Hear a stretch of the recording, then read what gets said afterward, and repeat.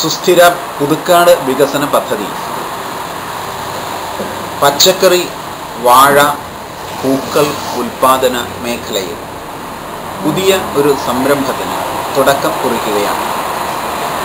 സുസ്ഥിര കൃത്യത കൃഷി എന്നാണ് ആ സംരംഭത്തിൻ്റെ പേര്. ഗാലസ പദ്ധതിക്കും നാളികേര ക്ലസ്റ്റർ പദ്ധതിക്കും നിവേദ്യ പൂജ കദളി പദ്ധതിക്കും ശേഷം സുസ്ഥിര കാർഷിക മേഖലയിൽ വളരെ സമഗ്രമായിട്ട് ഇടപെടുകയാണ്. ആവശ്യത്തിന് മാത്രം വെള്ളവും വളവും നൽകിക്കൊണ്ട് ചെടിയുടെ പ്രതിരോധ ശേഷി വർദ്ധിപ്പിച്ച് ഉൽപ്പന്നത്തിൻ്റെ പ്രതിരോധശേഷിയും ഷെൽഫ് ലൈഫും വർദ്ധിപ്പിച്ച് കീടനാശിനി പ്രയോഗം കുറയ്ക്കാവുന്ന രീതിയിൽ പച്ചക്കറിയും പഴങ്ങളും പൂക്കളും ഉൽപ്പാദിപ്പിക്കലാണ് കൃത്യത കൃഷിയുടെ ലക്ഷ്യം.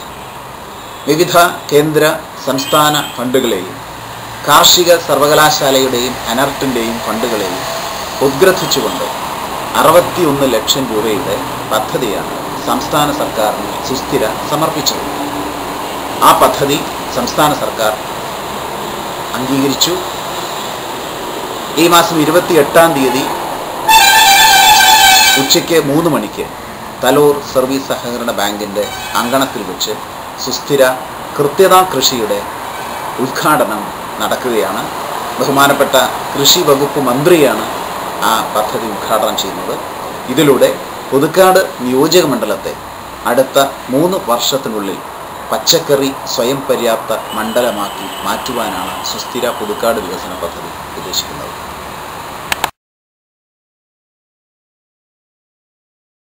സാധാരണ കൃഷി ചെയ്യുമ്പോൾ മണ്ണിന് മുകളിലുണ്ടാവുന്ന സാധനങ്ങളാണ് ശ്രദ്ധിക്കുക.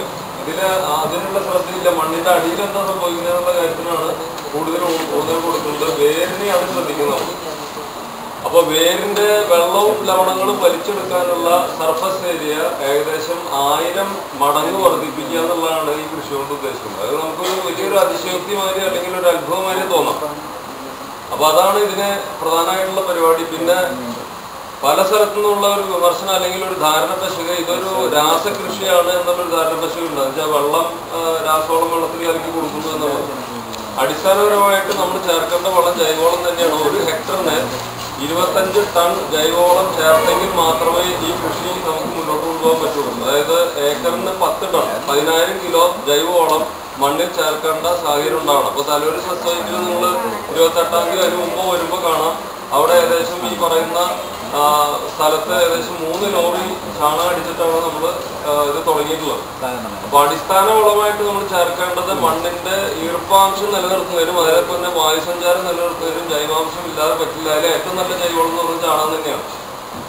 പിന്നെ ഇതില് സാങ്കേതികമായിട്ടുള്ള അനർട്ടിന്റെ ഭാഗത്തുനിന്നുള്ള കാര്യം എന്ന് പറയുന്നത് നമ്മൾ ഇതിൽ ഒരേ മേനിയുള്ള വിളവ് കിട്ടുന്നു എന്നുള്ളതാണ്. 90% ഒരേ ക്വാളിറ്റിയുള്ള വിളവ് കിട്ടുന്നു.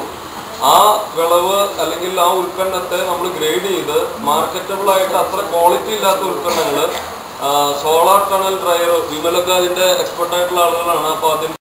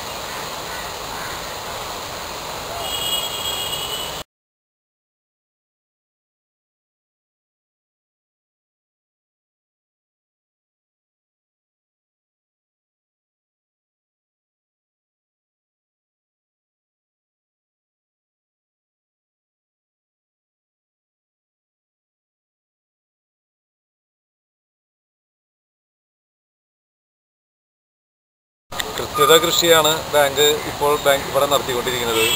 അത് MLA രവീന്ദ്രൻ മാഷാണ് അതിന് വേണ്ട നേതൃത്വം നൽകിയത്. ആളുടെ പ്രചോദനം മുഖാന്തരമാണ് നമ്മൾ കൃഷി ചെയ്തിരിക്കുന്നത്. പിന്നെ ബാങ്ക് പ്രസിഡൻറ്റും ഡയറക്ടർ ബോർഡ് ഇതിന് വളരെ താല്പര്യം കാണിച്ചു. അങ്ങനെ ഇതിന് മുന്നേ വാഴ കൃഷി ചെയ്തു. അത് കഴിഞ്ഞിട്ട് കരനെല്ല് കൃഷി ചെയ്തു. നല്ല രീതിയിൽ അതിന് വിളവെടുത്ത് കഴിഞ്ഞു. അങ്ങനെ ബാങ്കിൻ്റെ പറമ്പ് ഉഴുതു മറിച്ചിട്ടിരിക്കുന്ന സമയത്താണ് MLA ഈ കൃഷിയുമായി കൃത്യത കൃഷി എന്ന് പറഞ്ഞിട്ട് നമുക്കൊരു പ്രൊജക്റ്റ് അനുവദിച്ചു തന്നത്. സംസ്ഥാന ഗവൺമെൻറ് ഇതിന് 62 ലക്ഷം രൂപയോളം അനുവദിച്ചു കൊടുത്തിരുന്നു. അപ്പോൾ അതിൻ്റെ ഒരു സംഖ്യ ബാങ്കിനും അനുവദിച്ചു തരും. അങ്ങനെ ഒരു പ്രോത്സാഹനം ബാങ്കിന് കിട്ടി. അങ്ങനെയാണ് നമ്മൾ ഈ കൃഷി തുടങ്ങുന്നത്. അപ്പോൾ ഞാനൊരു കർഷക കുടുംബത്തിൽ ജനിച്ച ആളാണ്. ഇന്നും ഞാൻ കൃഷി ചെയ്തുകൊണ്ടിരിക്കുന്ന ഒരു 50 സെൻറ്റിലധികം നെൽകൃഷി ഇന്നും ചെയ്തുകൊണ്ടിരിക്കുന്ന ആളാണ്. അപ്പോൾ ഞാൻ ഇവിടെ ഡയറക്ടർ ബോർഡിലെ ഒരു അംഗമായി വരികയും ഡയറക്ടർ ബോർഡ് തീരുമാനിച്ച അന്ന് തന്നെ ഒരു കർഷകനെ കൂടി നമുക്ക് കിട്ടിയിട്ടുണ്ടെന്ന് അന്ന് ഭരണസമിതി തിരഞ്ഞെടുക്കുമ്പോൾ പ്രസിഡന്റും അവർക്കും വളരെ സന്തോഷത്തോടെ തന്നെയാണ് കാര്യങ്ങൾ പറഞ്ഞത്. അപ്പോൾ കഴിഞ്ഞ പ്രാവശ്യം ഒരു കർഷകനുണ്ടായിരുന്നു. അപ്പോൾ ഈ പ്രാവശ്യവും നമുക്കൊരു കർഷകനെ കിട്ടിയിട്ടുണ്ട് എന്ന് പറഞ്ഞ പ്രസിഡന്റും സെക്രട്ടറിയും എല്ലാവരും വലിയ സന്തോഷം പ്രകടിപ്പിച്ചു. അപ്പോൾ അതുപോലെ തന്നെ ഞാനൊരു കർഷക, അപ്പോൾ കൃഷി തന്നെ താല്പര്യം എനിക്കും ഉണ്ടായിരുന്നു. അപ്പോൾ അങ്ങനെ നേദ്യക്കതിൽ ആ സമയത്ത് ഇവിടെ കൃഷി ചെയ്തുകൊണ്ടിരിക്കുന്നുണ്ടായിരുന്നു. അപ്പോൾ ആ വർഷം നേദ്യക്കതിലെല്ലാം അവസാനിച്ചു. പിന്നെ വാഴക്കൃഷിയൊന്നും ഇല്ലാതെ അങ്ങനെ കുറച്ച് സമയം കിടന്നപ്പോൾ കാടും പടലും ആയപ്പോൾ എനിക്ക് തോന്നി എന്തെങ്കിലും കൃഷി ഇറക്കിയേ പറ്റൂ. ആ സമയത്താണ് നമ്മുടെ കൃഷിഭവൻ നെന്മണിക്കര റാഫേൽ സാറ് കരനെൽ കൃഷിയെ സംബന്ധിച്ച ആലോചനയായിട്ട് വന്നത്. അപ്പോൾ ശരി, എന്നാൽ നമുക്ക് ചെയ്യാം എന്ന് പറഞ്ഞ് എനിക്ക് അതിനെപ്പറ്റി എല്ലാ കാര്യങ്ങളും അറിയാമായിരുന്നു. അപ്പോൾ എന്നാൽ അതിൻ്റെ കാര്യങ്ങളിലേക്ക് കടക്കാമെന്ന് പറഞ്ഞ് കൃഷി ഓഫീസറിന് വിത്ത്, വളം, അങ്ങനെയുള്ള സബ്സിഡി കാര്യങ്ങളൊക്കെ ചെയ്തു തന്നു. അപ്പോൾ ആദ്യമായി ഞങ്ങളിവിടെ ഈ നവരക്കൃഷിയാണ് ആദ്യം ഇറക്കിയത്. നവരക്കൃഷി ആദ്യം ഇറക്കി. അപ്പോൾ അത് നല്ലപോലെ തന്നെ വരികയും നല്ല കതിരൊക്കെ വന്നു. പക്ഷേ ദൈവത്തിന് എന്തോ ഭാഗ്യദോഷം കൊണ്ട് ഞങ്ങൾക്ക് അത് കൊയ്തെടുക്കാൻ പറ്റിയില്ല. കാരണം അത് മഴ വന്ന് വലിയ ദോഷം വന്ന് പോയി. എങ്കിലും ഒരു പ്രവൃത്തിയിൽ നഷ്ടം സംഭവിച്ചെന്ന് വെച്ചാൽ പിന്നാക്കം പോകാൻ മനസ്സൊരിക്കലും സമ്മതിച്ചില്ല. അപ്പോൾ വീണ്ടും കൃഷി ഇറക്കാൻ തന്നെ തീരുമാനിച്ചു. അപ്പോൾ കൃഷിഭവന് മുമ്പോട്ട് വന്നിട്ടുണ്ടായിരുന്നു. കഴിഞ്ഞ പ്രാവശ്യം കൂടുതൽ സഹായവും അവർ വാഗ്ദാനം ചെയ്തിട്ടാണ് വന്നത്. വിത്തും വളം എന്ത് സഹായമാണെങ്കിലും ചെയ്യാൻ തയ്യാറായി വന്നു. അപ്പോൾ അഗ്രികൾച്ചർ യൂണിവേഴ്സിറ്റിക്കാർ വന്നു. അവർ പരീക്ഷണാടിസ്ഥാനത്തിൽ ഒരു 6 തരം വിത്ത് നമുക്കിവിടെ കൃഷി ചെയ്യാം എന്നാണ് പറഞ്ഞു ചോദിച്ചു. ശരി, ചെയ്യാമെന്ന് പറഞ്ഞു.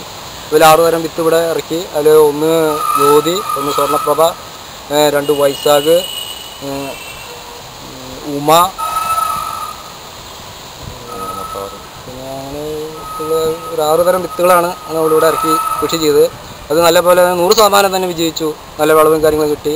ആ കൊയ്ത്തുത്സവം നടക്കുന്ന സമയത്താണ് നമ്മുടെ MLA ഈ കൃത്യത കൃഷിയെക്കുറിച്ച് ഇവിടെ സംസാരിക്കേണ്ടായത്. അപ്പോൾ അത് വളരെ സന്തോഷപൂർവ്വം തന്നെ ബാങ്ക് ഏറ്റെടുക്കാൻ തയ്യാറായി. പ്രസിഡന്റും ഭരണസമിതിയും സെക്രട്ടറിയും മറ്റു സ്റ്റാഫുകളെല്ലാവരും അത് സന്തോഷപൂർവ്വം തന്നെ ചെയ്യാൻ തയ്യാറായ സന്നദ്ധ വന്നു. അപ്പോൾ പിന്നെ ഞങ്ങൾ പറമ്പിലെ കാടെല്ലാം വൃത്തിയാക്കി മണ്ണെല്ലാം ഇളക്കി അങ്ങനെ പാകപ്പെടുത്തിയിട്ടിരിക്കുന്ന സമയത്താണ് പിന്നെ തൊഴിലുറപ്പുകാരെ സഹായത്തിന് പണിക്ക് വിട്ടുതരാമെന്നും അവർ പറയുകയുണ്ടായി. അപ്പോൾ തൊഴിലുറപ്പുകാർ വന്നു. അവരാണ് ഈ തോടിൻ്റെ സൈക്കിളെല്ലാം നട്ടത് അവരാണ്. അവരെയും വേണ്ട സഹായങ്ങളെല്ലാം നല്ലപോലെ തന്നെ തൊഴിലുറപ്പുകാർ ഞങ്ങളോട് സഹകരിച്ച് വേണ്ട വിധത്തിലെല്ലാം കാര്യങ്ങൾ ചെയ്തു തന്നു. അതുപോലെ തന്നെ പറമ്പെല്ലാം വൃത്തിയാക്കി ഇത്രയും ഭംഗിയിൽ കിടക്കാൻ സാധിച്ചത് തന്നെ കുറേ തൊഴിലുറപ്പുകാരുടെ സഹകരണം ഉണ്ടായതുകൊണ്ട് തന്നെയാണ്. അപ്പോൾ ഇനിയും അതുപോലെ സഹകരണങ്ങൾ അവരുടെ ഭാഗത്തുനിന്നുണ്ടാവും. അവരുടെ സഹകരണം വേണം. അതുപോലെ യൂണിവേഴ്സിറ്റി, ഭരണസമിതി അംഗങ്ങൾ, സ്റ്റാഫുകൾ, കൃഷിഭവൻ, അഗ്രികൾച്ചർ യൂണിവേഴ്സിറ്റി, അങ്ങനെ മൊത്തം MLA അടക്കം ഉള്ള MLA ആണ് ഏറ്റവും കൂടുതൽ ഇതിൻ്റെ പ്രോത്സാഹനമായി മുന്നോട്ട് വന്നത്. അങ്ങനെ